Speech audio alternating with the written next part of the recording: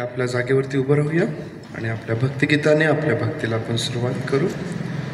नमा परममंगला गौरव तुला.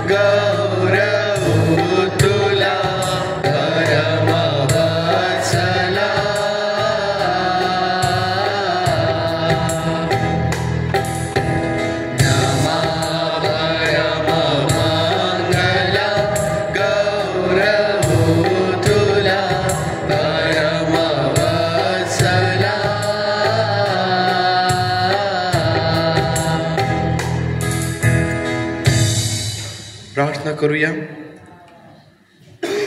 त्या प्रभुदेव बापाचे आभार मानूया. हेतुवर त्या परमेश्वर देवाने आपल्या प्रत्येकावरती दया केली, कृपा केली, आमचं सहाय्य केलं, आमचं संरक्षण केलं. आज भक्ती करण्याकरिता त्याच्या भक्ती मंदिरामध्ये तो आम्हाला एकत्र करत आहे. या संपूर्ण मागील आठवडाभराकरिता आज आम्ही परमेश्वराचे आभार मानू शकतो.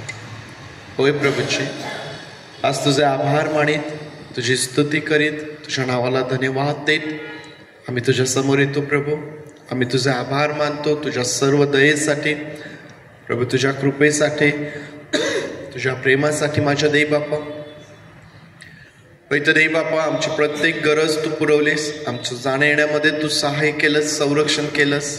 आणि परमेश्वर देव, आज तुझी भक्ती करण्याकरिता तुझ्या भक्ती मंदिरामध्ये तू आम्हाला एकत्र केलंस, त्याबद्दल आभार मानतो. प्रभू, आम्ही आजची सर्व भक्ती तुझ्या हातांमध्ये सोपवित आहोत आणि ही भक्ती तुझ्या हातांमध्ये आम्ही सोपवित असताना आमची विनंती आहे प्रभू की तू आम्हावरती दया कर, आमच्या अपराधांची तू आम्हाला क्षमा कर. प्रभू, तुझी उपस्थिती आमच्यामध्ये असू दे आणि तुझ्या उपस्थितीने आज आम्हा प्रत्येकाला आशीर्वादित कर. प्रभू, जी तुझी लेकरं जे आम्ही सर्व आज या ठिकाणी एकत्र येत आहोत, प्रभू तू आम्हा प्रत्येकाला जाणतोस. पवित्र देव बाप्पा, तुला आमच्या गरजा ठाऊक आहेत, तुला आमचा आजार, आमचा अशक्तपणा तुला ठाऊक आहे. प्रभू, आज तुझ्या उपस्थितीमध्ये आमचा सर्व अशक्तपणा तू नाहीसा कर, तुझी शक्तिपूर्णत्वास येऊ दे. परमेश्वर देव बाप्पा, तुझं आणि तुझं गौरव तू करून घे. प्रभू, आजची सर्व भक्ती आम्ही तुझ्या हातांमध्ये सोपवितो. जी तुझी लेकरं मार्गात आहेत त्यांना सुखरूप घेऊन ये. प्रभू, जी आमचे प्रियजन आज दुःखनाईत आहेत, आजारी आहेत, बिछाण्यावर आहेत, अशांवरही तू दया कर, आरोग्य तू दे. आणि परमेश्वर देव बाप्पा, एक मोठी साक्ष त्यांच्या जीवनात निर्माण करून त्यांचा उपयोग तू करून घे. प्रभू, आम्ही सर्वजण तुझ्या अधीन होतो, तुझे आभार मानतो आणि प्रार्थना आमचा प्रवेश याच्या नावात मागतो म्हणून तू ऐक. आमेन, आमेन. बसूया आपण.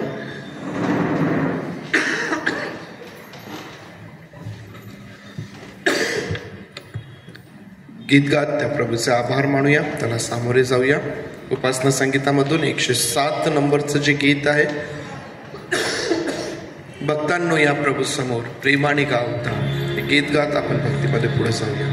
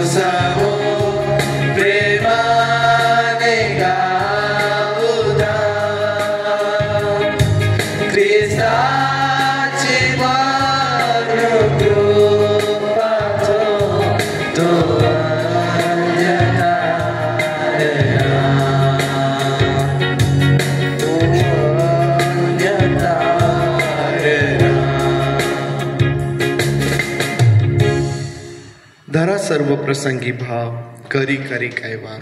आमच्या जीवनामध्ये प्रत्येक प्रसंगामध्ये आम्ही त्या आमच्या ख्रिस्तावरती भाव ठेवू शकतो, विश्वास ठेवू शकतो, कारण आमचा कैवारी आमची बाजू घेणारा, आमच्या बाजूने उभा राहणारा, आमच्या बाजूने बोलणारा असा तो आमचा परमेश्वर देव आहे, आमचा प्रभू आहे. आणखीन एक गीत गाऊया, ख्रिस्ताला द्वारी तुझ्या हृदयाच्या. उपासना संगीतामधून 234 नंबरचं गीत.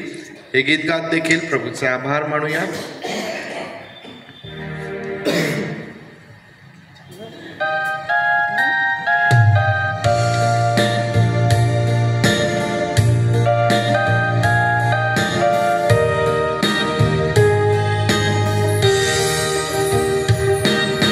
ख्रिस्त आला दारी तुझ्या हृदयाच्या, ख्रिस्त आला दारी तुझ्या हृदयाच्या, हाके लागी त्याच्या कान दे, हाके लागी त्याच्या कान दे, कान देती त्याशी बोलतो मधुर, कान देती त्याशी बोलतो मधुर, उगण सत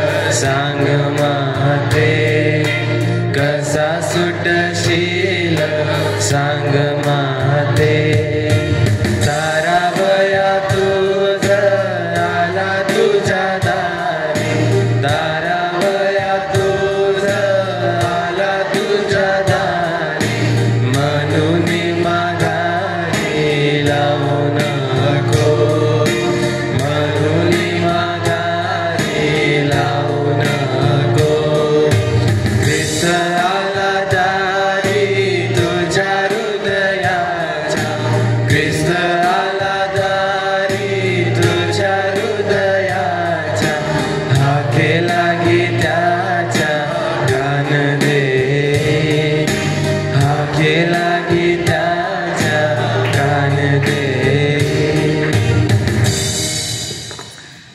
यावेळेस पवित्र शास्त्रामधून एक स्तोत्र आपण वाचूया आणि मस्त सुनील मक्कासरे जिजाजी यावेळेस पुढे येतील आणि आपल्याकरिता एक स्तोत्र ते वाचतील. Praise the Lord. प्रेज. आपण स्तोत्रसंहिता 13 वाचूया. हे परमेश्वरा, तू मला कोठवर विसरणार, सर्व काळ काय तू माझ्यापासून आपले मुख कोठवर लपविणार. मी कोठवर आपल्या मनात बेत योजित राहावे आणि दिवसभर हृदयात दुःख वागवावे. कोठवर माझा शत्रू माझ्यावर वर्चस्व करणार. हे परमेश्वरा, माझ्या देवा, माझ्याकडे पहा, मला उत्तर दे. मला मृत्यू निंद्रा येऊ नये म्हणून माझे डोळे प्रकाशित कर, नाहीतर मी याला जिंकले असे माझे वैरी म्हणेल.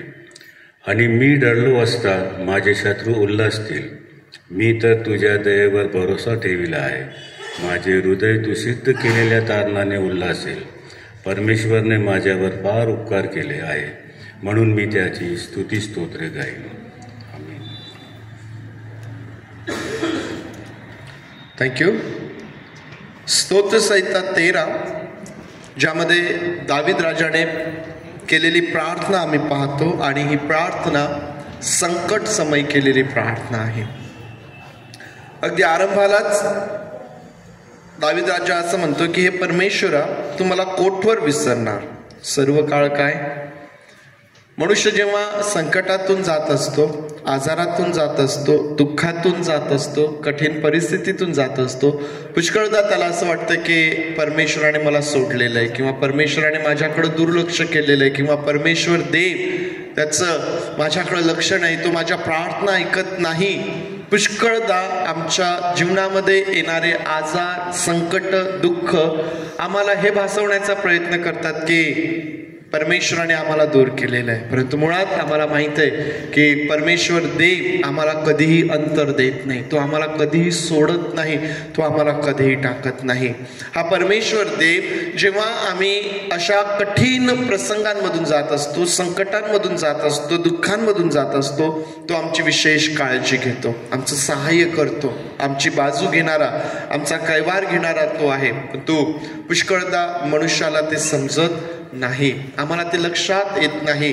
कारण आमचं जे लक्ष असतं ते आमच्या त्या भौतिक परिस्थितीकडं, त्या वर्तमान परिस्थितीकडं असतं की मला हा त्रास आहे, मी या संकटात आहे, मी या परिस्थितीमध्ये आहे आणि आमचं लक्ष त्याच्यावरतीच केंद्रित झालेलं असतं. आणि म्हणून पुष्कळदा परमेश्वर देव जे आमच्यासाठी करत आहे ते कधी कधी आम्हाला समजून येत नाही, आम्हाला कळत नाही. परंतु आम्ही परमेश्वराचे आभार मानावे की परमेश्वर आम्हाला कधीही अंतर देत नाही, तो आम्हाला कधी सोडत नाही, तो आमच्या प्रार्थना ऐकणार आहे. दावीद राजा म्हणतो की मी जर पडलो, मी जर हरलो किंवा मी जर या ठिकाणी माझा जर नाश झाला तर माझा शत्रू उल्हासेल. तो दावीद फार उत्तम रीतीने वचन 5 मध्ये म्हणतो, मी तर तुझ्या दयेवर भरोसा ठेवलेला आहे, माझे हृदय तू सिद्ध केलेल्या कारणाने उल्हासेल. विश्वासाने भरलेलं दाविदाचं हे स्तोत्र आम्हाला पाहायला भेटतं. मी माझ्या या परिस्थितीमध्ये परमेश्वरावरती भाव ठेवलेला आहे आणि मला काय अनुभव येणार आहे, परमेश्वराने या परिस्थितीमध्ये जो माझा उद्धार करण्याचं, मला सोडवण्याचं, मला मोकळं करण्याचं जे ठरवलेलं आहे त्या आनंदाने, त्या तारणाने मी उल्हास करेन आणि परमेश्वराने जे माझ्यावर फार उपकार केलेले आहेत त्या सर्वांमुळं मी परमेश्वराची स्तुती स्तोत्रे गाणार. ते तुमच्या आणि माझ्या जीवनामध्ये आमच्या सोबत आहे. उद्धार करण्याचं, आम्हाला आमच्या त्या परिस्थितीतून बाहेर काढण्याचं अद्भुत काम परमेश्वर आमच्या जीवनात करतोय आणि म्हणून आम्ही त्याच्यावरती सर्व प्रसंगी भाव ठेवू शकतो आणि त्याची स्तुती आणि त्याचं गौरव सदैव आमच्या जीवनामधून होऊ शकतं. आज परमेश्वराचे आभार मानूया पुन्हा एकदा आणि गीतांच्या द्वारे क्वायर बरोबर आपण परमेश्वराची स्तुती आराधना करूया. क्वायर पुढे येईल.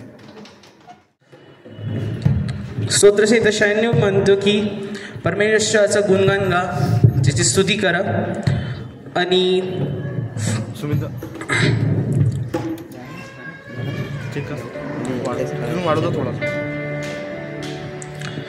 हे सर्व पृथ्वी परमेश्वराचे गुणगान कर, परमेश्वराचे गुणगान करा, त्याचं नावाचं धन्यवाद करा. तर आपण तेच करणार आहोत. त्याने केलेलं आपल्यासाठी तारण, त्याने केलेले आपल्यासाठी बरीचशी गोष्टी केल्या आहे, आपलं सहाय्य केलं आहे पूर्ण हफ्ताभर. आपण ती सेवा करूया. जास्त वेळ न घेता आपण लवकरात लवकर गीत काढूया. सर्वांना येणार असं गीत उपासना संगीतातून 447 आहो प्रियजन आहो. आम्ही प्रॅक्टिस केली आहे तरी आम्ही विसरलो.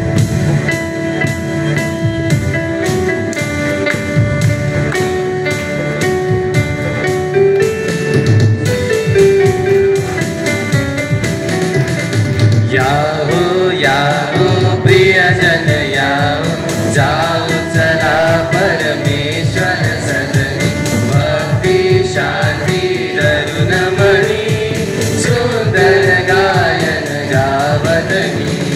विश्रांतीचा वार सुखाचा ईश्वर बाप पवित्र करी, ईश्वर बाप पवित्र करी.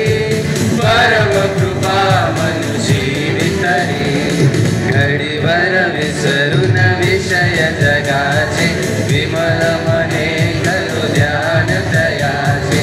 जगदीशाचे सवन करू, जय जयकारे गगन भरू.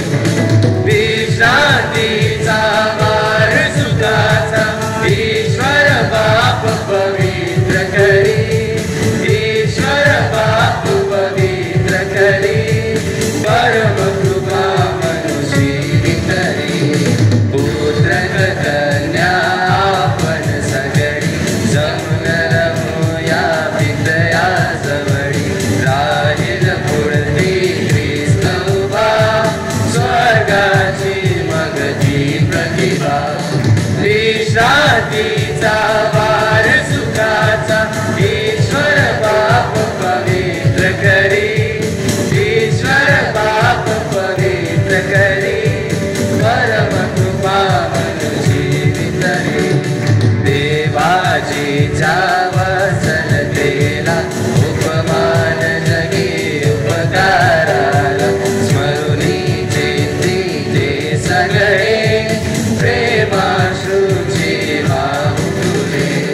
विश्रांतीचा वार सुखाचा ईश्वर बाप पवित्र करी, ईश्वर बाप पवित्र करी. परम कृपा मनुष्य वितरी. सादर करूया सर्व विनंत्या, ईश्वर बापा विश्व विनंत्या. काय कुणाला भावे जानत परमेश्वर आहे. विश्रांतीचा वार सुखाचा ईश्वर बाप पवित्र करी, ईश्वर बाप पवित्र करी.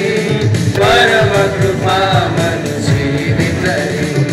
तनु देवाचे मन देवाचे, धन देवाचे जीवित त्याचे, अर्पित ज्याचे त्यास करू.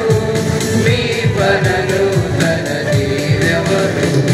विश्रांतीचा वार सुखाचा ईश्वर बाप पवित्र करी,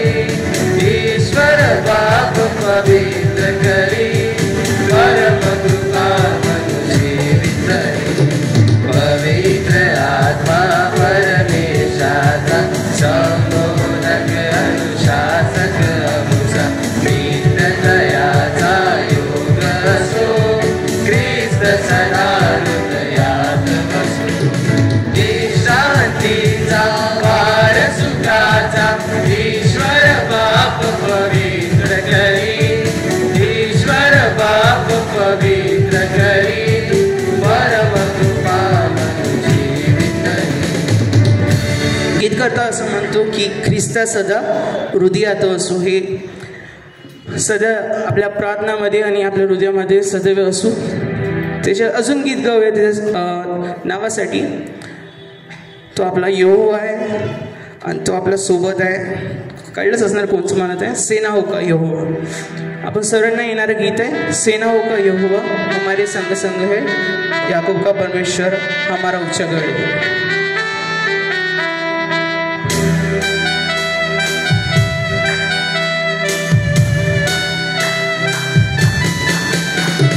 सेनाओं का यहोवा हमारे संग संग है, याकूब का परमेश्वर हमारा ऊंचा गढ़ है.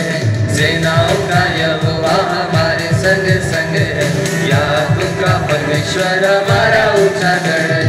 जिसने आकाश बनाया, जिसने पृथ्वी बनाई, वो जिसने आकाश बनाया, जिसने पृथ्वी बनाई, जो सर्वशक्तिमान प्रभु है, वो यहोवा हमारे संग संग है. जो सर्वशक्तिमान प्रभु है, वो यहोवा हमारे संग संग है. सेनाओं का यहोवा हमारे संग संग है, याकूब का परमेश्वर हमारा ऊंचा गढ़ है. सेनाओं का यहोवा हमारे संग संग है, याकूब का परमेश्वर हमारा ऊंचा गढ़ है. समुद्र को जिसने दुभागा, जंगल में से मार को निकाला, ओ समुद्र को जिसने दुभागा, जंगल में से मार को निकाला. जो वादे को करता है पूरा, वो यहोवा हमारे संग संग है. जो वादे को करता है पूरा, वो यहोवा हमारे संग संग है. सेनाओं का यहोवा हमारे संग संग है, याकूब का परमेश्वर हमारा ऊंचा गढ़ है. सेनाओं का यहोवा हमारे संग संग है, याकूब का परमेश्वर हमारा ऊंचा गढ़ है. लाजरस को जिसने जिलाया, जक्कई को जिसने बचाया, ओ लाजरस को जिसने जिलाया, जक्कई को जिसने बचाया. जिसके लिए सब संभव, वो यहोवा हमारे संग संग है. जिसके लिए सब संभव, वो यहोवा हमारे संग संग है. सेनाओं का यहोवा हमारे संग संग है, याकूब का परमेश्वर हमारा ऊंचा गढ़ है. सेनाओं का यहोवा हमारे संग संग है, याकूब का परमेश्वर हमारा ऊंचा गढ़ है. अजून एक गीत गाऊया.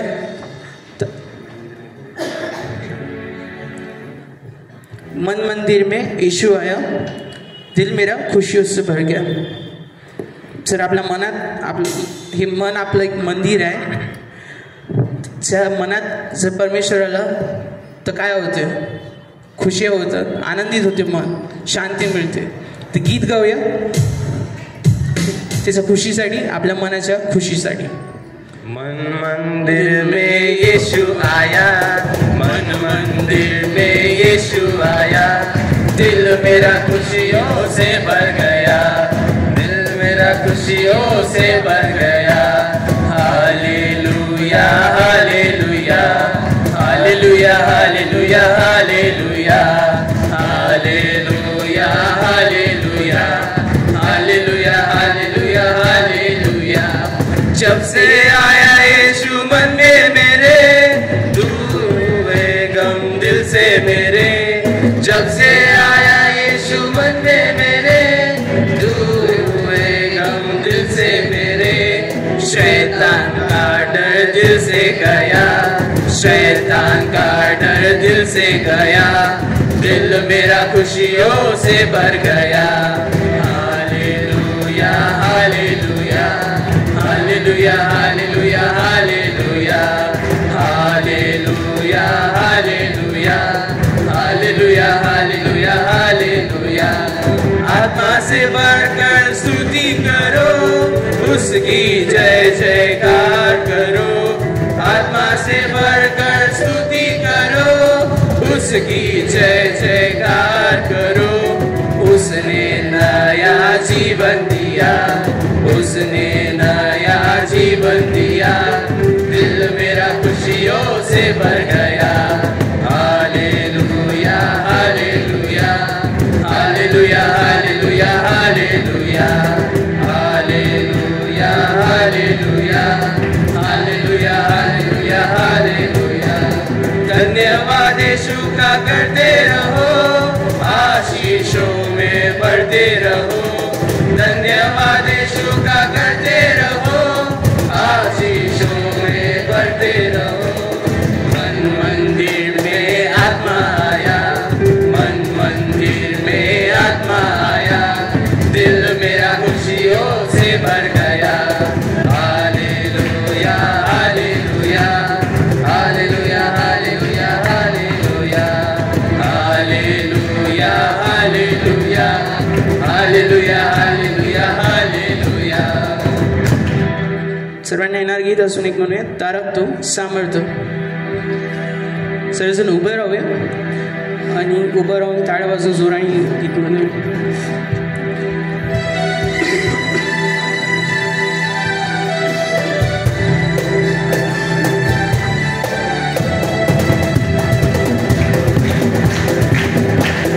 तारक तो सामर्थ तो यीशु दे युगा युगा है।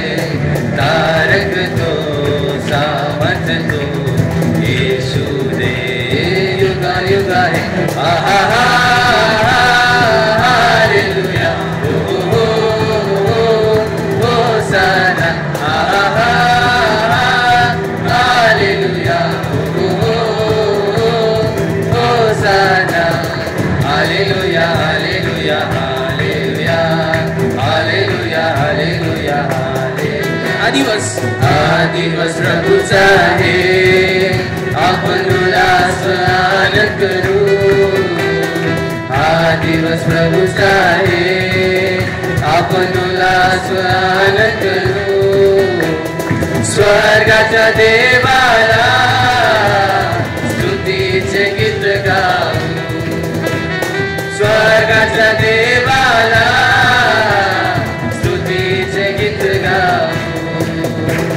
तारक तो सामर्थ तो यीशु दे युगा युगा है।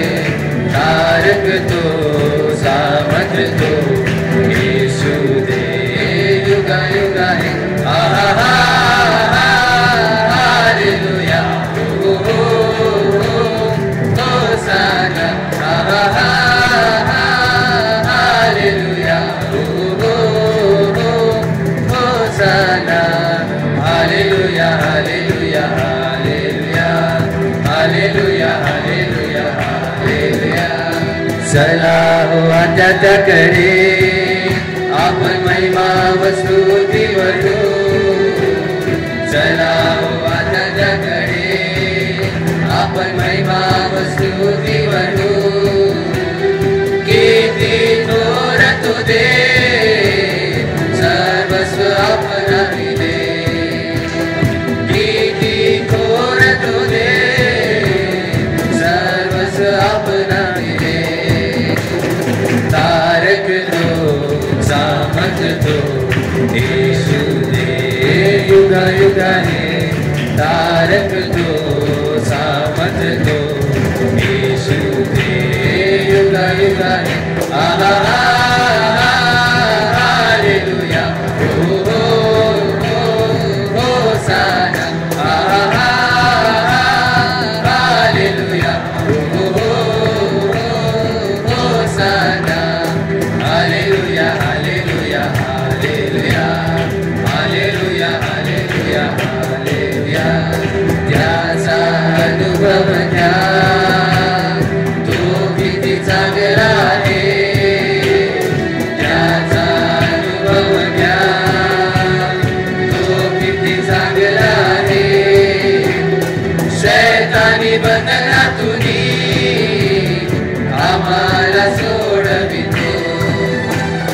शैतानी बदला तुम्ही आम्हाला सोडवितो तारकतो सामर्थतो येशूने युगायुगाने तारकतो सामर्थतो येशूने युगायुगाने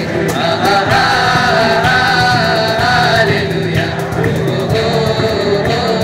होसाना hallelujah hosanna hallelujah hallelujah hallelujah hallelujah hallelujah. धन्यवाद देऊया. तर प्रार्थना करूया. तर येशूला प्रार्थनात आपण उभं असतानाच प्रार्थना करूया. आणि आज प्रभू मनातली तुमची प्रार्थना ऐकत आहे. मनात सर्वजण आपल्या इंटरनल लाईफसाठी प्रार्थना करूया. परिस्थिती किती वाईट असली तर परमेश्वर सोडणारा परमेश्वर नाही आहे आपल्याला. फेलियर्स किती आले तरी परमेश्वर जो क्रूसावर नाही हारला तो आपल्याला कसा हरू देणार. आपण त्याची लेकरं आहोत. तो आपल्याला कधी हरू देणार नाही. तो होप ठेवा, आशा ठेवा त्याच्यावर. कारण की आशा बरी भीतीपेक्षा. या भीतीला जीवनातून काढूया आणि परमेश्वरने जी आशा दिली आहे आपल्याला त्याच्या आशेवर चालू आहे, त्याच्या वचनावर चालू आहे. सर्वांची मनातली हीच प्रार्थना असते की देवाच्या मनासारखं आम्ही चालूया, देवाच्या शब्दावर चालूया. म्हणून आपण गीत गाणार आहोत. मेरा दिल बने तेरा सिंहासन, मेरी आत्मा तेरा आसन. मनात प्रार्थना करूया आणि गीत म्हणूया. मेरा दिल बने तेरा सिंहासन, मेरी आत्मा तेरा आसन. मेरा दिल बने तेरा सिंहासन, मेरी आत्मा तेरा आसन. मेरे मन में तू विराजमान यीशु मेरे, तू है बड़ा मां. मेरे मन में तू विराजमान यीशु मेरे, तू है बड़ा मां. यीशुआ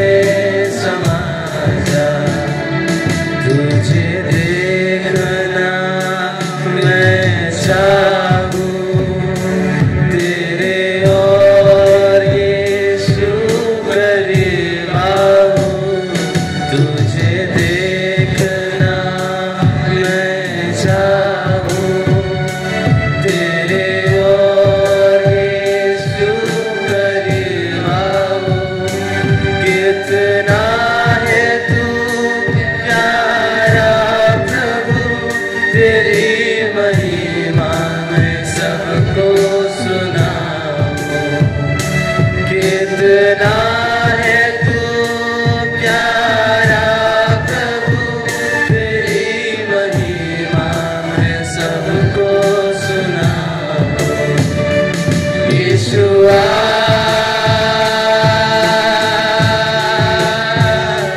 यीशुआ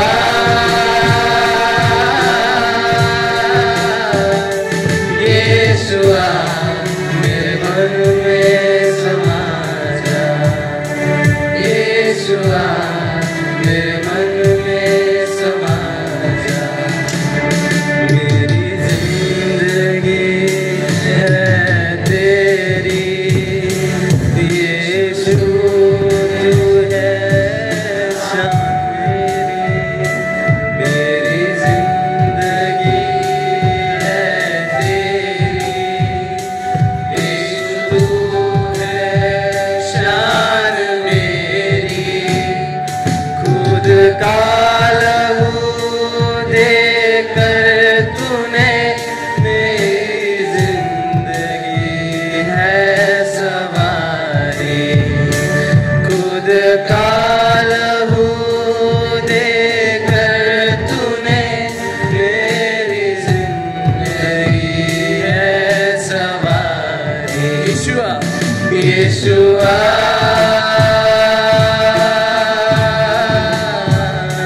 यीशुआ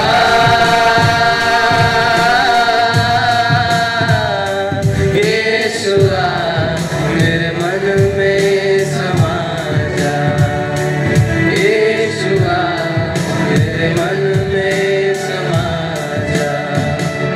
मेरा दिल बने तेरा सिंहासन, मेरी आत्मा तेरा आसन। मेरा दिल बने तेरा सिंहासन, मेरी आत्मा तेरा आसन। मेरे मन में तू हो विराजमान, यीशु मेरे तू है बड़ा मान। मेरे मन में तू हो विराजमान, यीशु मेरे तू है बड़ा मान। यीशु तू महान आहे, तू आमचं अंतःकरण जाणतो. सर्वांची हीच प्रार्थना असते की तुझ्या मनासारखं राहावं, तुझ्या मनात प्रवेश करावं. तू ये प्रभू आमच्या मंदिरात आहे. जे आम्ही पसरलेलं वाईट झालेलं ते स्वच्छ कर. तू आमचं सहाय्यक आहे, तू आमचा परमेश्वर आहे. आमची आशा, आमचा विश्वास तूच आहे. प्रार्थना हीच आहे की फेलर्स येणार, संकट येणार, शैतान आपले धावपेच खेळणार, तुझ्यापासून आम्हाला दूर करणार. पण तेव्हा तुझा एक शब्द आमच्यासाठी किती पॉवरफुल आहे आणि किती स्ट्रॉंग आहे हे तू जाणतोस. तुझ्या एका शब्दावर जर आमची जिंदगी बदलू शकते तर तो परमेश्वर आम्हाला जवळ करणार आणि आता परमेश्वर त्या शैतानापासून दूर करणार. तू महान आहे, तू आमच्या मनातली प्रार्थना ऐकतोय. आमची परिस्थिती तुला माहीत आहे.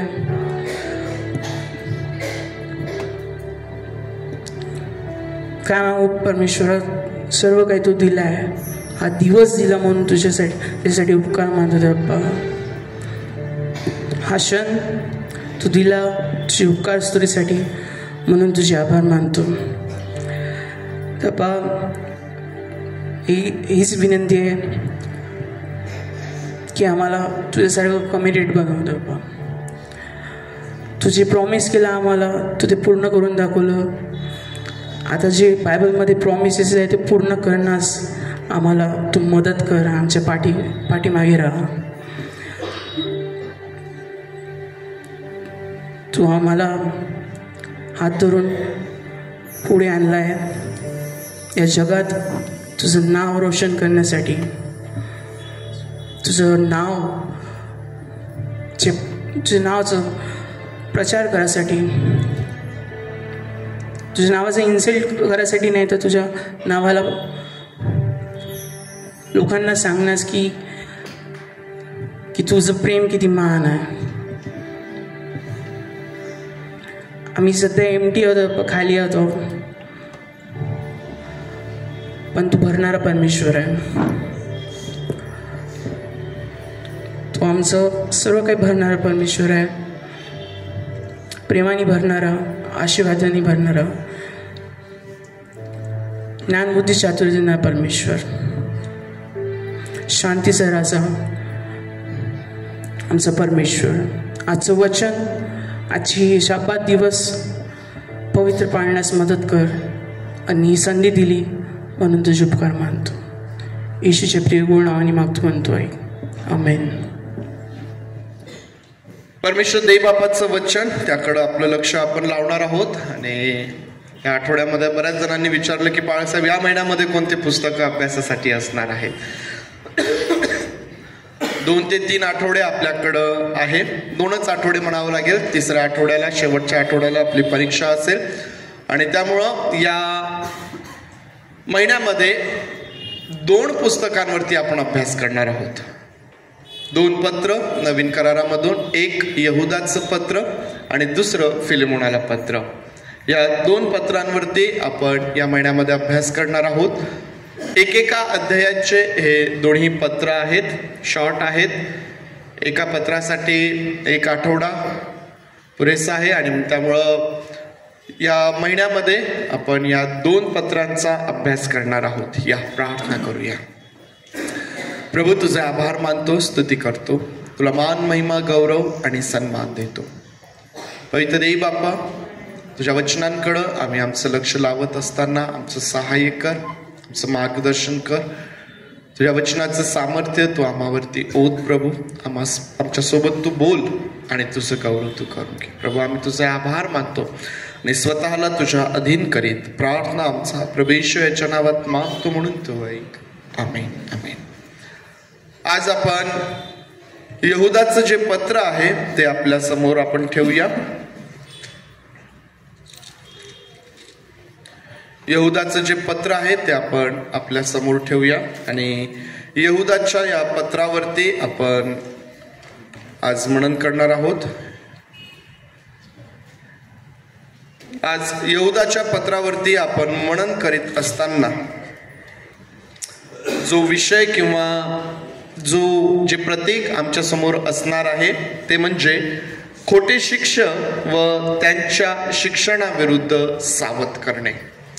आता ज्यावेळेस तुम्ही यहुदाचं पत्र वाचता, हे यहुदाचं पत्र वाचत असताना तुम्हाला जो मुख्य विषय या पत्राचा सापडतो तो म्हणजे जे खोटे शिक्षक आहे आणि त्यांचं जे खोटं शिक्षण आहे त्याविरुद्ध लेखक जो आहे हा मंडळीला सावध करत आहे, इशारे तो त्या ठिकाणी देत आहे. आता पत्र कोणी लिहिलं? यहुदाने. यहुदाचं हे पत्र आहे, यहुदाने लिहिलेलं आहे. हा यहुदा कोण असावा किंवा कोण आहे? तर आरंभालाच तो स्वतःची ओळख करून देतो की मी प्रभूचा दास आणि याकोबाचा भाऊ. हा यहुदा कोण आहे? हा याकोबाचा भाऊ आहे. प्रभू येशू ख्रिस्ताचे जे भाऊ आहे याकोब आणि यहुदा ते आम्हाला या ठिकाणी पाहायला भेटतात. आणि याकोब आणि यहुदा हे प्रभू येशू ख्रिस्ताचे भाऊ, ज्यांनी प्रभू येशू ख्रिस्त या भूतलावरती सेवा करत असताना त्याच्यावरती विश्वास ठेवला नाही, परंतु ज्यावेळेस प्रभू येशू ख्रिस्त त्या वधस्तंभावरती मरण पावला आणि मग जेव्हा तो 3ऱ्या दिवशी पुन्हा उठला, त्याच्या पुनरुत्थानानंतर हे जे त्याचे भाऊ आहे हे त्याच्यावरती विश्वास ठेवू लागले. आणि दोघंही जण, याकोब ज्याच्यावरती यरुशलेमची जी मंडळी होती, जी मुख्य मंडळी, तिची सेवा, तिचं पाळपण किंवा एक अध्यक्ष म्हणून त्या ठिकाणी याकोबाने काम केलेलं आम्हाला माहीत आहे. या ठिकाणी यहुदा आहे, हा देखील आम्हाला दिसून येतो की ख्रिस्ताच्या मंडळीला त्या ठिकाणी तो स्थिर करताना, सावध करताना आम्हाला दिसून येतो. तर हा जो विषय या पत्रामध्ये यहुदाने हाताळलेला आहे, याचं महत्व जे आहे ते आम्हाला या गोष्टींवरून समजून येतं की यहुदाला, ह्या मंडळीला एका वेगळ्या विषयावरती लिखाण करायचं होतं. मी या ज्या सर्व गोष्टी तुम्हाला सांगते, या सर्व त्या पत्रातूनच आहे. पूर्ण पत्र आपण वाचत नाहीये, परंतु तुम्हाला त्या पत्रामधूनच मी सांगत आहे. हे जे खोटे शिक्षक आणि त्यांचं जे खोटं शिक्षण जे मंडळीमध्ये शिरलेलं होतं ते किती घातक होतं, त्यामुळं मंडळीचं केवढं मोठं नुकसान त्या ठिकाणी आहे याचं गांभीर्य लक्षात घेऊन यहुदा जो आहे हा आरंभालाच या मंडळीला म्हणतो की मला तुम्हाला एका वेगळ्या विषयावरती लिहायचं होतं. कोणत्या विषयावरती लिहायचं होतं? तर सामायिक तारण जे आहे या विषयावरती यहुदाला लिखाण करायचं होतं, मंडळीला सांगायचं होतं. परंतु जी परिस्थिती आहे, जे काही वातावरण आहे, जे काही खोटे शिक्षक आणि त्यांचं शिक्षण त्या ठिकाणी पसरलेलं आहे, त्यामुळं तो त्या विषयावरती लिखाण न करता हे जे महत्वाचं त्या मंडळीसाठी आहे ते या ठिकाणी तो लिहित आहे. गरजेप्रमाणे, ज्याची गरज त्या मंडळीला आहे, त्या मंडळीच्या गरजेप्रमाणे यहुदा जो आहे या ठिकाणी लिखाण करत आहे.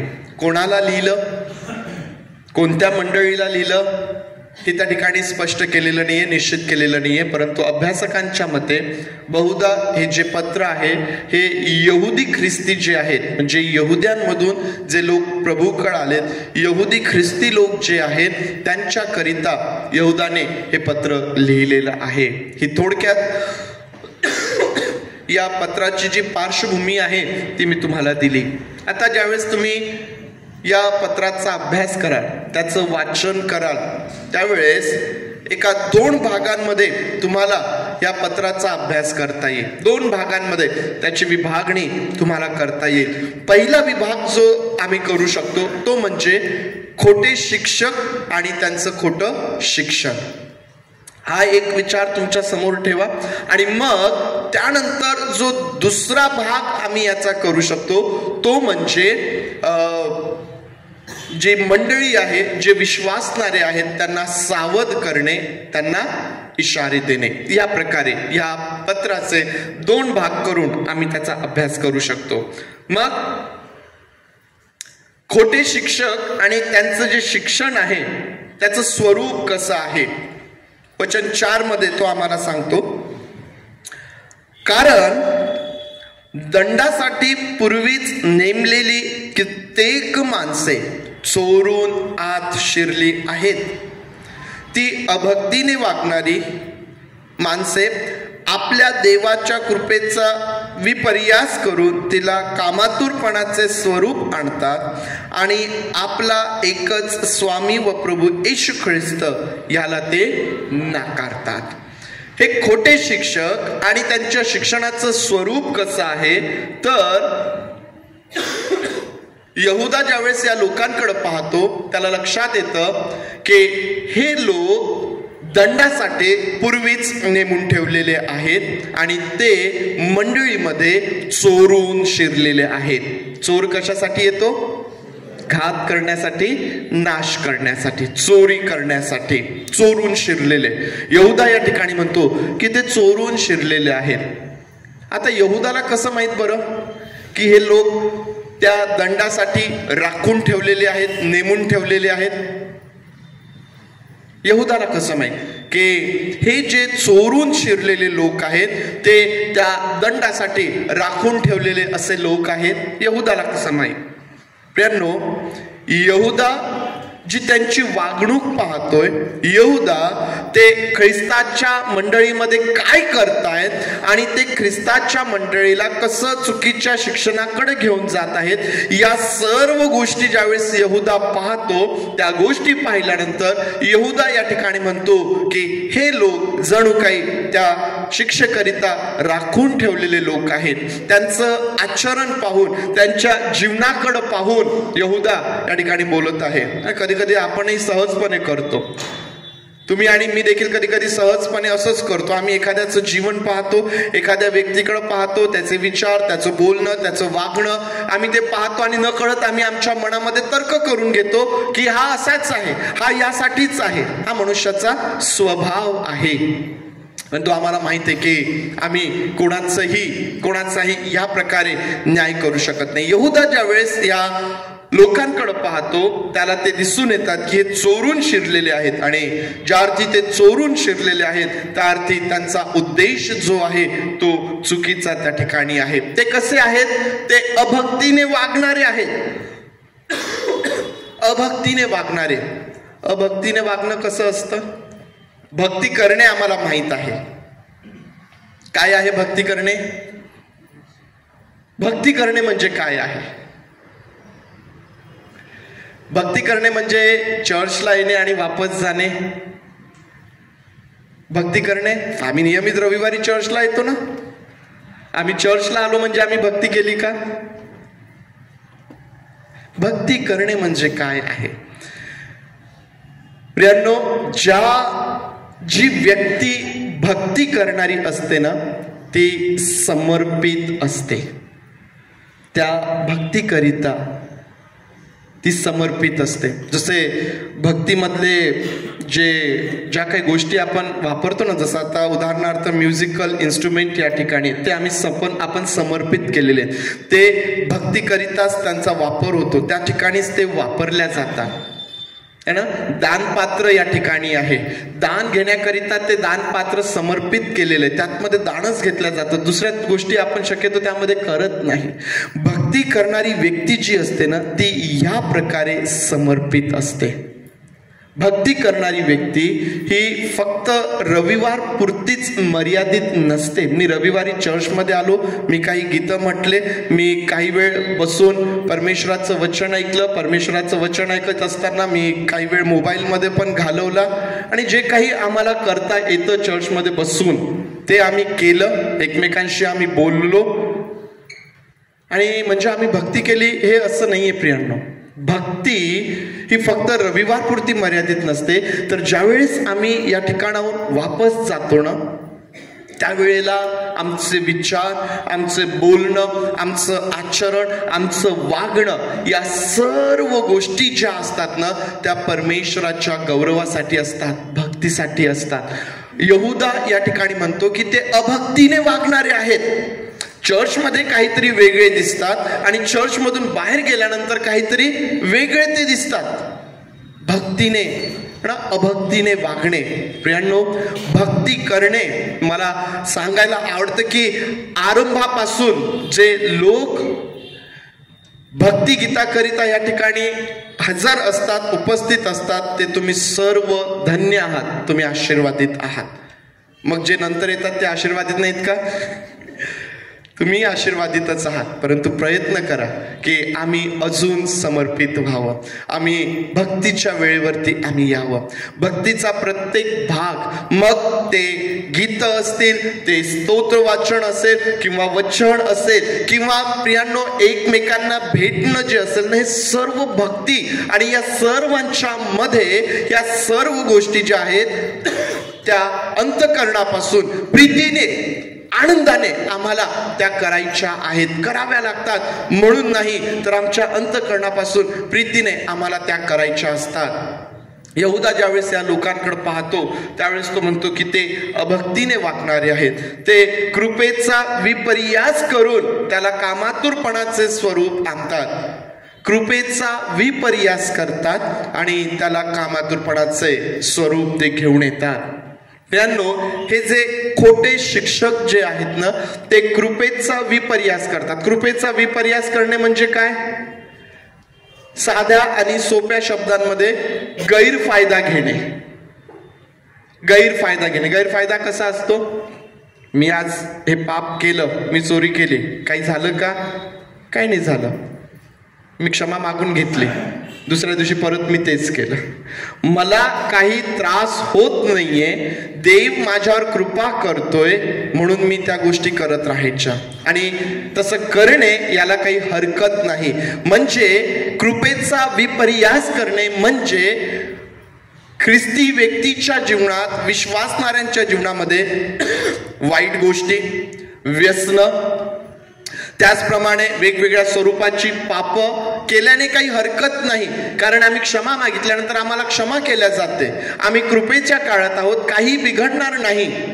अशा प्रकारे लोकांना भ्रमित करणे, कृपेचा विपर्यास करणे आणि तिला कामातुरपणाचे स्वरूप आणणे, लोकांना पाप करण्यासाठी, चुकीच्या गोष्टी करण्यासाठी त्यांना प्रवृत्त करणे, त्यांना उत्तेजन देणे, या प्रकारचं काम हे जे खोटे शिक्षक आहेत ते त्या ठिकाणी करत आहेत. प्रियांनो, काही हरकत नाही, काही होत नाही, चालतं, काही बिघडत नाही. आपण जगात आहोत, कराव्याच लागतात ह्या गोष्टी, त्याशिवाय या जगात जगायचं कसं? अनेक कारणं, अनेक उदाहरणं आजही आम्ही पाहतो प्रियांनो, की मंडळी समोर, विश्वासणाऱ्यांसमोर हा एक फार मोठा प्रश्न आहे की ज्यावेळेस आम्ही जगामध्ये जातो, जगातल्या ज्या काही गोष्टी आहेत प्रियांनो, त्या गोष्टी आम्ही कशा हाताळाव्यात. पुष्कळदा आमचं मन याकडे आकर्षित केलं जातं की काही हरकत नाही, जगात राहणार तर या गोष्टी कराव्याच लागणार.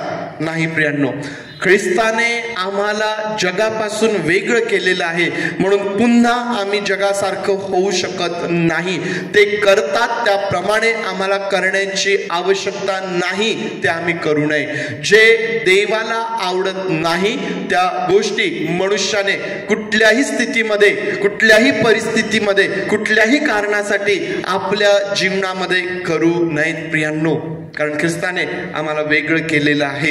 हे लोक, हे खोटे शिक्षक काही हरकत नाही म्हणून त्या ठिकाणी मंडळीला चुकीच्या दिशेने ते घेऊन जाणारे आम्हाला दिसून येतात. ख्रिस्ताचा नाकार करणारे, ख्रिस्ताचा नाकार करणारे, या प्रकारे हे जे खोटे शिक्षक आहे हे त्या ठिकाणी काम करताना केवळ ख्रिस्तच तारणासाठी पुरेसा नाही, तर तुम्हाला या गोष्टी देखील कराव्या लागतील, तुम्हाला ते देखील करावं लागेल. या प्रकारे मंडळीला, विश्वासणाऱ्यांना विश्वासामध्ये कमजोर करण्याचं काम ते त्या ठिकाणी करत आहे. आणि म्हणून यहुदा जो आहे हा या विषयाकडं अतिशय गांभीर्याने तो पाहतो प्रियांनो. मग आता हे जे खोटे शिक्षक आहे यांचे स्वभाव वैशिष्ट्य देखील आम्हाला यहुदाने सांगितलेले आहे. वचन 16 आणि वचन 19 मध्ये तो म्हणतो, वचन 16 आणि वचन 19 मध्ये तो म्हणतो, ते लोक कुरकुर करणारे, असंतुष्ट व वासनासक्त आहेत. तोंडाने ते फुशारखी मारतात व लाभासाठी ते तोंड पूजेपणा करतात. आणि वचन 19 मध्ये तो म्हणतो, ती फूट पाडणारी, देहबुद्धीची, ज्यास पवित्र आत्मा नाही अशी ती आहेत. या खोट्या शिक्षकांचे स्वभाव वैशिष्ट्ये सांगत असताना यहुदा जो आहे हा या ठिकाणी अतिशय स्पष्टपणे म्हणतो की ते लोक कसे आहेत? ते लोक कुरकुर करणारे आहेत. मला असं वाटतं कुरकुर करणे हा विषय आपल्या सगळ्यांच्या पाठ झालेला असेल. जुन्या करारापासून कुरकुर करणे यावरती आपण पाहत आहोत प्रियांनो. कुरकुर करणारे आहेत, असंतुष्ट आणि वासनासक्त हा त्यांचा स्वभाव आहे. ते लोभी आहेत आणि आपल्या लोभासाठी तोंडपूजेपणा करणारे असे हे लोक आम्हाला दिसून येतात. ते फूट पाडणारे आणि देहबुद्धीचे आहेत. आध्यात्मिकतेपासून दूर असणारी अशी ही लोक आहेत. देहबुद्धीची जी मंडळीमध्ये वेगवेगळ्या कारणासाठी फूट पाडण्याचं काम त्या ठिकाणी करणारे ते आम्हाला दिसून येतात प्रियांनो. स्वभाव वैशिष्ट्ये यहुदाने त्या ठिकाणी त्यांची सांगितली. आणि मग तो मंडळीमध्ये या लोकांना ज्यावेळेस पाहतो त्यांची काय अवस्था यहुदाला दिसून येते. वचन 12 आणि 13 मध्ये तो असं म्हणतो, ज्यावेळेस हे खोटे शिक्षक यहुदा मंडळीमध्ये पाहतो, जे चोरून शिरलेले आहेत, त्यांची काय अवस्था यहुदाला दिसते, ते कसे यहुदाला दिसतात, तर यहुदा त्याविषयी असं म्हणतो, ते तुमच्या बरोबर खुशाल जेवतात तेव्हा ते तुमच्या प्रीती भोजनात झाकलेले खडक असे आहेत. ते मेंढपाळ असूनही स्वतःच चरत राहतात. ते वाऱ्याने वाहून नेलेले निर्जल मेघ, हेमंत ऋतूतील फलहीन, दोनदा मेलेली समूळ उपटलेली झाडे असे ते आहेत. ते लज्जारूपी फेस दाखवणाऱ्या समुद्राच्या विक्राळ लाटा, भ्रमण करणारे तारे असे आहेत.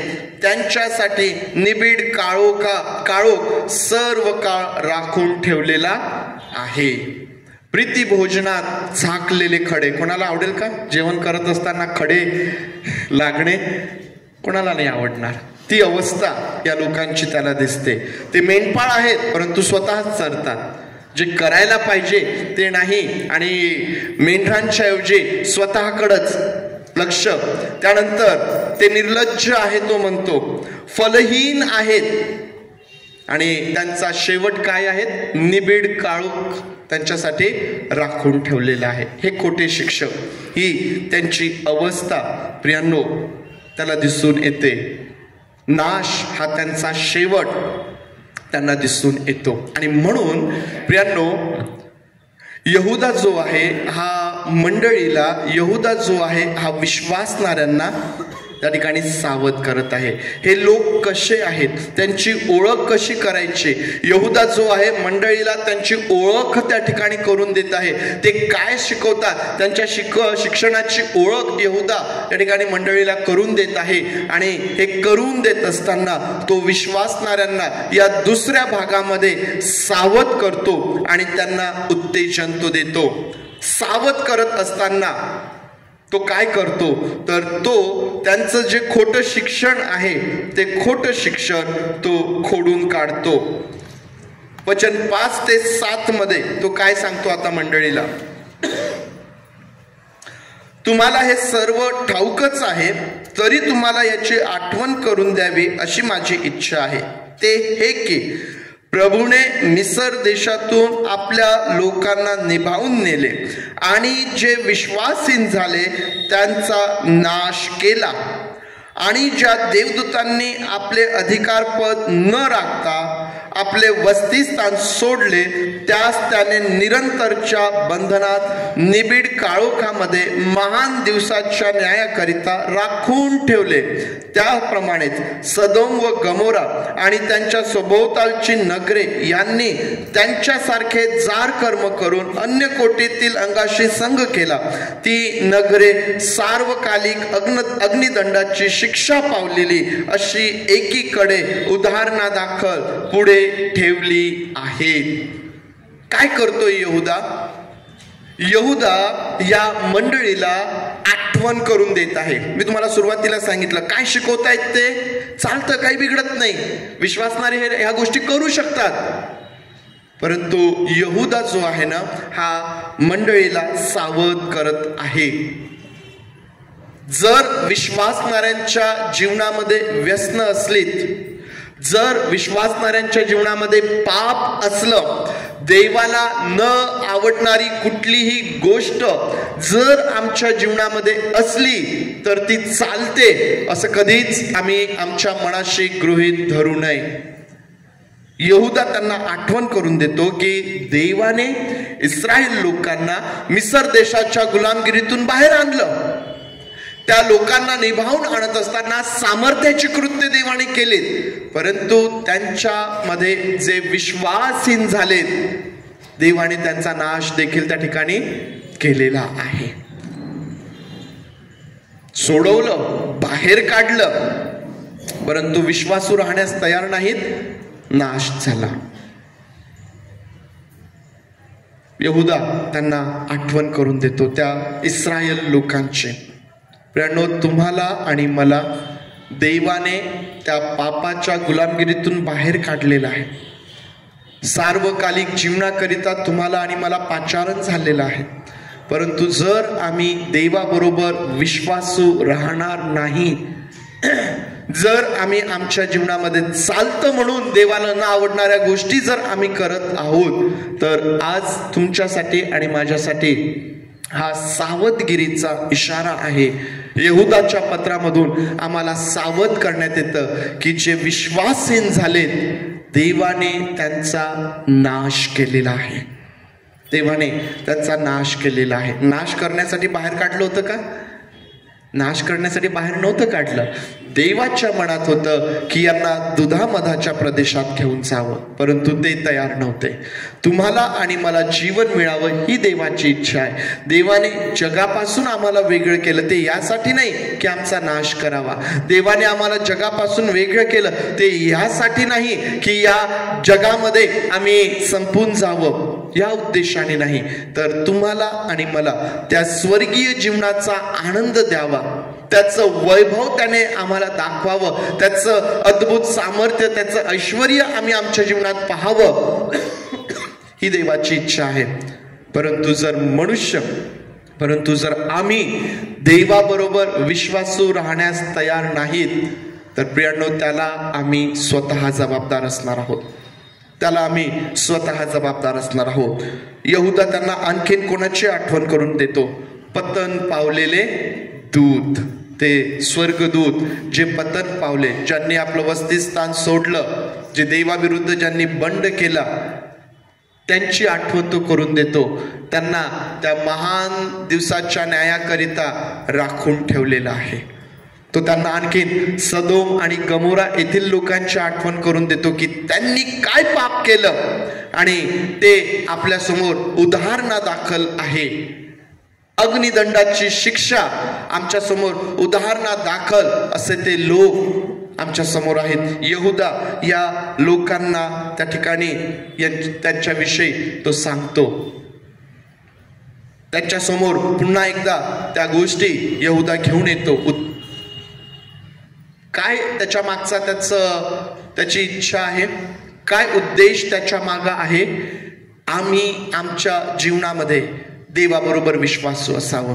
ज्या काही गोष्टी त्या ठिकाणी पसरलेल्या आहेत की हे चालतं, काही बिघडत नाही, त्यापासून विश्वासणाऱ्याने मंडळीने स्वतःला वेगळं करून ठेवावं, ह्याकरिता, या उद्देशाने या सर्व गोष्टी यहुदा त्यांना सांगतो. आणखीन तो त्यांना आठवण करून देतो. कशाची आठवण करून देतो? तो त्यांना प्रेषितांच्या शिक्षणाची आठवण करून देतो. जर आम्ही 17 ते 19 जर वचने वाचले तर या ठिकाणी असं म्हटलेलं आहे, परंतु प्रियजन हो, तुम्ही तर आपल्या प्रभू येशू ख्रिस्ताच्या प्रेषितांनी पूर्वी सांगितलेल्या वचनांची आठवण ठेवा. ते तुम्हाला असे सांगत असत की शेवटल्या काळी आपल्या कुवासनांप्रमाणे चालणारी कुटाळ माणसे निघतील, ती फूट पाडणारी देहबुद्धीची, ज्यास पवित्र आत्मा नाही असे आहेत. यहुदा या मंडळीला आठवण करून देतो प्रेषितांच्या शिकवणीची. प्रेषितांनी तुम्हाला काय सांगितलं? प्रेषितांनी तुम्हाला या गोष्टी आधीच सांगून ठेवलेल्या आहेत की असे लोक येणार आहेत. त्यांना यहुदा जो आहे त्यांची आठवण तो करून देतो. त्याचप्रमाणे वचन 14 आणि 15 मध्ये प्रभू येणार आहे याची तो आठवण करून देतो. 14 आणि 15, आदामापासून 7वा पुरुष हणोक याने त्यांना उद्देशून असा संदेश दिला आहे की पहा, सर्वांचा न्यायनिवाडा करण्यास आणि भक्तिहीन लोकांनी अभक्तीने केलेल्या आपल्या सर्व भक्तिहीन कृत्यांवरून आणि ज्या सर्व कठोर गोष्टी भक्तिहीन पापीजनांनी त्याच्या विरुद्ध सांगितल्या, त्यावरून त्या सर्वांस दोषी ठरवण्यास प्रभू आपल्या लाखो पवित्र जनांसहित आला. आठवण करून देतो. कशाचे? प्रभू येणार आहे. न्याय करण्याकरिता हा प्रभू येणार आहे. कोणी सांगून ठेवलं? आदामापासून 7वा पुरुष हणोक. म्हणजे यावरून आम्ही हे समजून घ्यावं की ह्या ज्या गोष्टी आहेत ना, या ज्या यहुदाच्या पत्रामध्ये आज आम्ही पाहत आहोत ना, या केवळ त्या काळापुरती होत्या अशा नाहीत प्रियांनो. जर आदामापासून 7वा पुरुष हनोक या लोकांसंबंधाने सांगून ठेवतो की देव यांचा न्याय करण्याकरिता येत आहे, प्रभू आपल्या लाखो पवित्र जनांसहित येत आहे, यांनी केलेल्या त्यांच्या कृत्यांचा, अभक्तीने जे ते वागले त्या गोष्टींचा न्याय करण्यासाठी प्रभू येत आहे, तो आला आहे.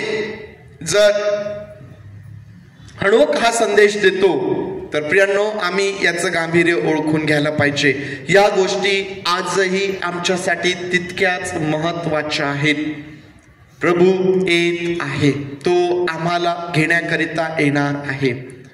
आणि जर प्रभू आज आला आणि आम्ही जे आमच्या जीवनामध्ये अभक्तीने वागतो किंवा देवाला न आवडणाऱ्या गोष्टी चालतात म्हणून आमच्या जीवनामध्ये आम्ही चालवतो, प्रियांनो, त्या गोष्टी आमच्यासाठी किती घातक ठरतील. मग तो आमचा प्रत्येक विचार असेल, तो आमचा प्रत्येक शब्द असेल, ती आमची प्रत्येक कृती असेल, जी देवाला आवडत नाही ती जर आम्ही करत आहोत तर प्रियांनो, त्याचा किती भयंकर परिणाम आमच्या जीवनामध्ये होऊ शकतो याचं गांभीर्य आम्ही लक्षात घ्यायला पाहिजे.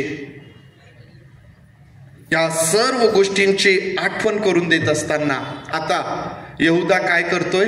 हा यहुदा मंडळीला उत्तेजन देत आहे.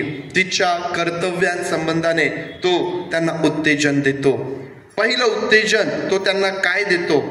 उन्नती व प्रार्थनामय जीवनासाठी तो उत्तेजन देतो. वचन 20 मध्ये म्हटलेलं आहे, प्रियजन हो, तुम्ही तर आपल्या परमपवित्र विश्वासावर स्वतःची रचना करा आणि पवित्र आत्म्याने प्रार्थना करा. ज्या परिस्थितीमध्ये तुम्ही आहात, जे लोक तुमच्यामध्ये शिरलेले आहेत, जे वातावरण तयार झालेलं आहे किंवा जी काही परिस्थिती आहे, या परिस्थितीमध्ये तुम्ही काय करा? तुम्ही स्वतःची, तुम्ही एकमेकांची उन्नती साधून घ्या. कशी साधून घ्या? तर तो त्या ठिकाणी आम्हाला सांगतो, तुम्ही तर आपल्या परम पवित्र विश्वासावर स्वतःची रचना करा. जो तुमचा आणि माझा विश्वास आहे, त्या विश्वासावरती आम्हाला आमच्या विश्वासाची, आमच्या आध्यात्मिक जीवनाची बांधणी करायची आहे, उन्नती करायची आहे. अनेक प्रकारचं शिक्षण जगामध्ये आहे, अनेक नवीन काहीतरी शोध लावणं चालू आहे, वेगवेगळ्या गोष्टी आहेत, त्या आमच्या समोर येत राहतील. पुष्कळदा मनुष्याला काहीतरी नवीनच्या मागं धावत असताना पुष्कळदा जे चुकीचं आहे तेही मनुष्य स्वीकारून घेतो. आम्हाला सावध राहायचं आहे. आम्हाला काय करायचं आहे? जे आमचं बेसिक आहे ना, जे आमचं पायाभूत शिक्षण आहे, जी आमची पायाभूत सिद्धांत आहेत प्रियांनो, त्यावरती आम्हाला आमच्या आध्यात्मिक जीवनाची बांधणी करायची आहे. कोणीतरी येईल आणि तुम्हाला सांगेल, अरे तू आतापर्यंत हे करत आला का? हे तू चुकीचं करत आला, तर असं नको करू, असं कर. आम्ही काय करणार? आम्ही गोंधळून जाणार. अरे मी आतापर्यंत चुकीचं करत आलो का? पुष्कळदा नवीनच्या मागं लागत असताना आम्ही चुकीच्या गोष्टींच्या पाठीमागं जातो. या ठिकाणी यहुदा सांगतो की तुमचा जो विश्वास आहे त्यावरती तुम्ही स्वतःच्या विश्वासाची बांधणी करा, त्यावरती तुम्ही तुमच्या आध्यात्मिक जीवनाची बांधणी करा, स्वतःची उन्नती करा आणि एकमेकांची देखील उन्नती करा. विश्वासणाऱ्यांचं जीवन हे उन्नतीचं जीवन आहे. स्वतःची तर आहेच आणि सोबतच इतरांची उन्नती साधणारे देखील आपण आहोत. आणि पवित्र आत्म्याने प्रार्थना करा. पवित्र आत्म्याच्या सामर्थ्याने, पवित्र आत्म्याच्या मार्गदर्शनाने तुम्ही या ठिकाणी प्रार्थना करा. उन्नती आणि प्रार्थनामय जीवनाकरिता या ठिकाणी यहुदा जो आहे मंडळीला उत्तेजन देतो. दुसरं उत्तेजन तो त्यांना देतो 21 मध्ये, सार्वकालिक जीवनासाठी आपल्या प्रभू येशू ख्रिस्ताच्या दयेची वाट पहा आणि आपणास देवाच्या प्रीतीमध्ये राखा. काय करायचं आहे? ज्या वातावरणामध्ये, ज्या परिस्थितीमध्ये तुम्ही आहात, तुम्ही स्वतःची उन्नती करा, प्रार्थनामय जीवन तुमचं असू द्या आणि सार्वकालिक जीवनासाठी कोणावर विश्वास ठेवा? ख्रिस्तावर विश्वास ठेवा. कारण जे खोटे शिक्षक आहे ते तारणासाठी केवळ ख्रिस्त पुरेसा आहे नाकारणारे होते. ख्रिस्ताचा नाकार करणारे असे खोटे शिक्षक त्या ठिकाणी शिरलेले होते. आणि म्हणून यहुदा जो आहे या ठिकाणी आवर्जून सांगतो की तुम्ही सार्वकालिक जीवनासाठी कोणाच्या दयेची वाट पहा? ख्रिस्ताच्या दयेची वाट पहा. तुम्ही त्याची वाट पहा, तुम्ही त्याच्यावरती आपला विश्वास ठेवा आणि स्वतःला देवाच्या प्रीतीमध्ये राखा. देवावरती प्रेमा, देवाबरोबर त्या प्रीतीमध्ये तुम्ही स्वतःला राखा. आणि तिसरं उत्तेजन तो त्यांना देतो वचन 22 आणि 23 मध्ये, जे कित्येक जण संशयात आहेत त्यांच्यावर दया करा, त्यांना अग्नीतून ओढून काढून त्यांचे तारण करा आणि कित्येकांवर तर भीत भीत दया करा. मात्र देहाने डागाळलेली त्यांची वस्त्रे द्वेष माना. आत्मे जिंकण्याकरिता या ठिकाणी यहुदा जो आहे मंडळीला उत्तेजन देतो. जे संशयात आहेत त्यांच्यावरती दया करा, अग्नीतून ओढून काढल्यासारखं त्यांचं तारण करा, त्यांना तारणाचा संदेश द्या, दया करा.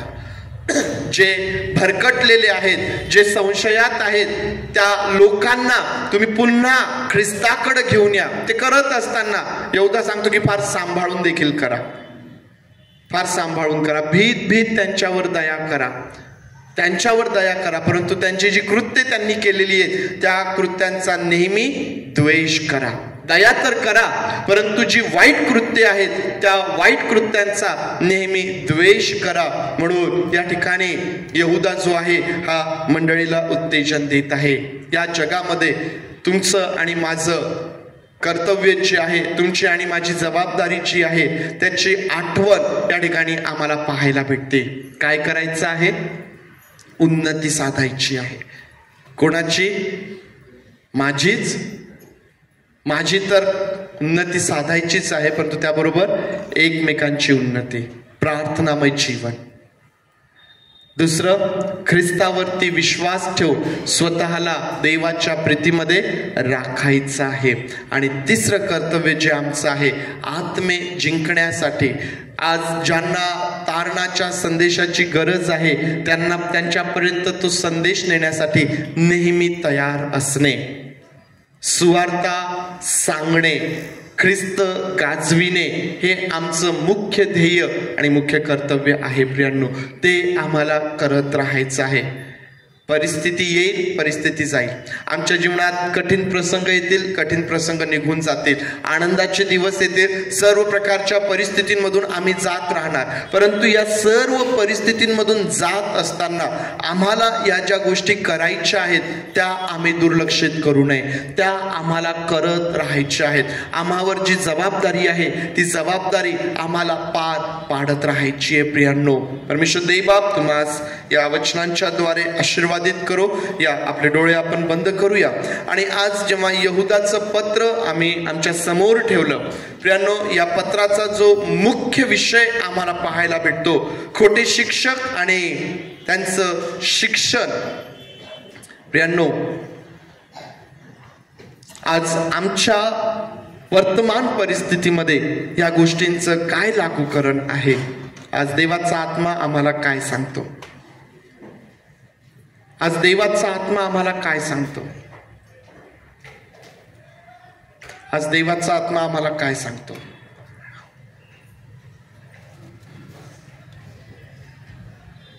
खोटे शिक्षक, आम्ही त्यांचं स्वरूप पाहिलं. कृपेचा विपर्यास करतात, कामातुरपणाचं स्वरूप आणतात. आज आमच्या जीवनात तर अशा गोष्टी नाहीत ना. अशा गोष्टी करण्यासाठी प्रवृत्त करणाऱ्यांच्या संगतीमध्ये आम्ही आहोत काय? प्रियांनो, आम्ही स्वतःला विचारावं.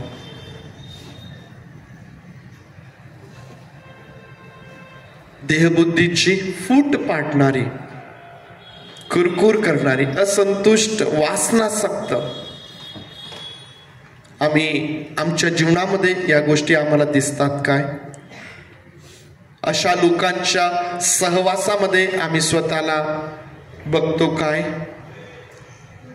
आम्हाला सावध होण्याची गरज आहे. कारण यहुदा आठवण करून देतो, जे विश्वासहीन झाले त्यांचा नाश झालेला आहे. हा ख्रिस्त न्याय करण्यासाठी येत आहे. त्याची इच्छा आहे की आम्हाला जीवन मिळावं, विपुल जीवन आम्हाला मिळावं, म्हणून तो आला. प्रियांनो, आम्हाला त्यासाठी सावध व्हायचं आहे. आम्हाला त्यासाठी सावध व्हायचं आहे.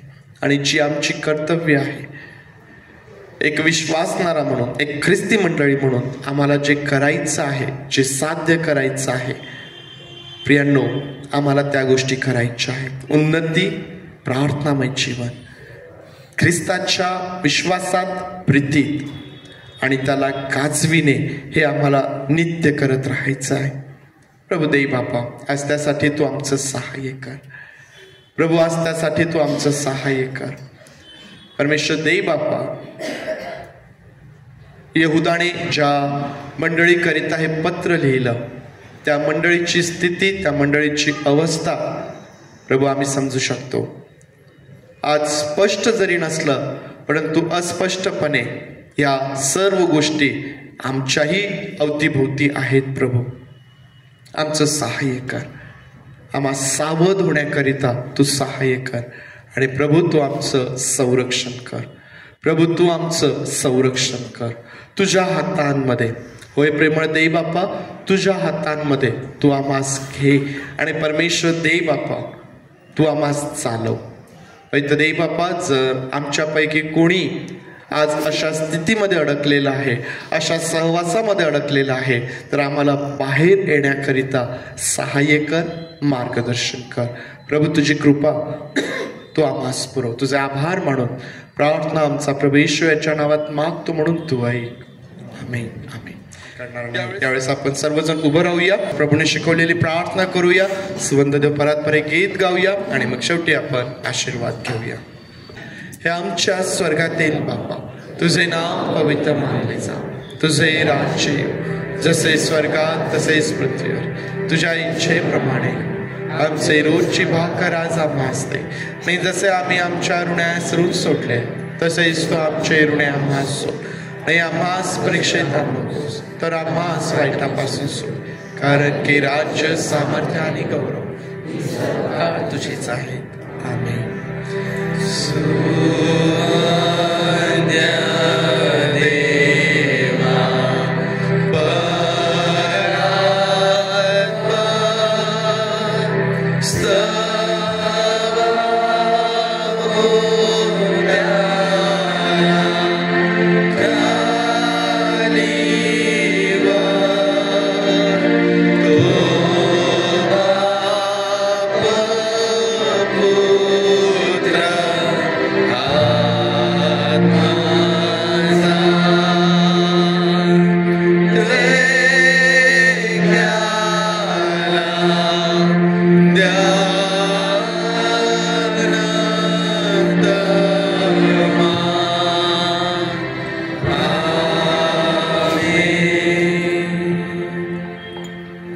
आता प्रभू येशू ख्रिस्ताची कृपा, देव बापाची प्रीती आणि पवित्र आत्म्याची सुसंगती तुम्हा बरोबर प्रभू येशू ख्रिस्त येईपर्यंत सदोदित असो.